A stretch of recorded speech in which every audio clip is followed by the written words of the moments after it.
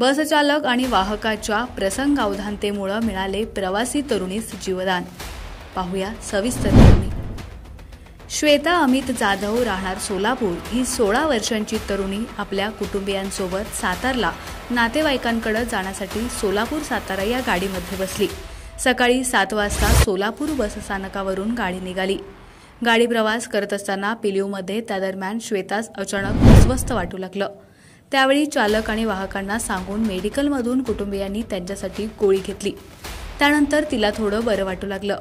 म्हसवड ओलांडून बस दैवडीच्या दिशेने धावत होती। माण तालुक्यातील पळशीच्या दरम्यान आल्यानंतर श्वेताला पुन्हा एकदा अस्वस्थ वाटू लागलं। तिच्या अंगातून घाम यायला लागला, चक्कर येऊ लागली आणि डोळे पांढरे झाले। श्वेताच्या या अस्वस्थतेमुळे तिच्यासोबत असलेलं कुटुंबीय आणि वाहक यांना दरदरून घाम फुटला। या दरम्यान त्यांनी जवळपासच्या दवाखान्याची चौकशी केली असता गोंदवले खुर्दमध्ये ग्रामीण रुग्णालय असल्याची कल्पना त्यांना मिळाली। ही माहिती मिळताच कोरेगाव आगाराचे वाहक विजय रामसिंग चव्हाण यांच्या सूचनेवरून चालक डीपी वाघ यांनी गाडी थेट ग्रामीण रुग्णालय गोंदवले खुर्द या ठिकाणी थांबवली। गाडीतील काही प्रवाशांच्या मदतीने चालक आणि वाहकाने श्वेताला गोंदवले खुर्दच्या ग्रामीण रुग्णालयात उपचारासाठी दाखल केलं। उपचार सुरू होईपर्यंत चालक आणि वाहक श्वेता आणि तिच्या कुटुंबियांजवळ थांबून होतं।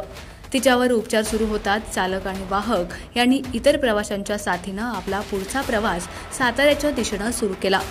चालू प्रवासामध्ये श्वेताच्या झालेल्या अवस्थेकडे बघत प्रसंगावधान राखत चालक डीपी वाघ आणि वाहक विजय रामसिंग चव्हाण यांनी तिला तात्काळ दवाखान्यात दाखल केल्यानं आणि वेळेवर उपचार मिळाल्यानं तिचे प्राण वाचले। कोरेगाव आगाराच्या सातारा सोलापूर बस क्रमांक MH06S 8971 मध्ये असणाऱ्या या दोघांचा चालक आणि वाहकाचे राखलेल्या प्रसंगावधानाबद्दल प्रवासियांनी सर्वसामान्य जनतेतून कौतुक होतंय।